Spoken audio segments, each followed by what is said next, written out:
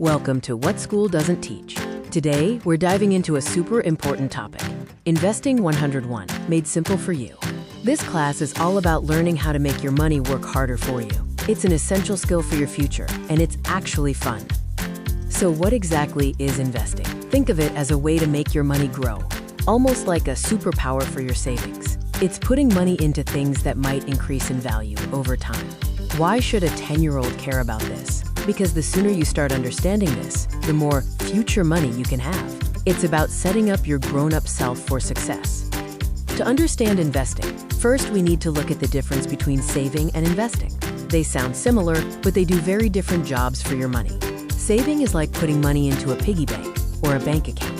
It's safe, it's always there, and it might grow a tiny bit, but it's mostly just keeping your money secure. Investing is different. It's like planting a money seed in hopes of growing a money tree. You put your money into something that you think will grow and give you more money back later. Now let's talk about some of the core basics of how investing works, starting with the simple question of what you can invest in. One of the most common ways to invest is in companies. A company is simply a business that sells products or services. Think of the stores you love or the tech you use every day.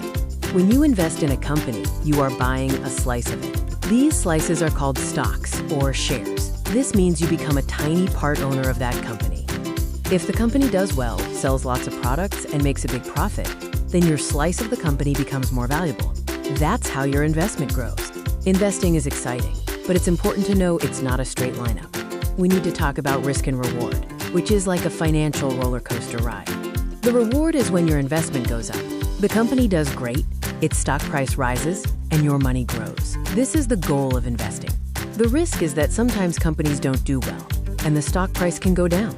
If that happens, your investment is worth less. That's why it's important not to panic if this happens. To handle risk, there is a famous rule. Don't put all your eggs in one basket. This means investing in lots of different companies and things, so if one goes down, you have others to balance it out.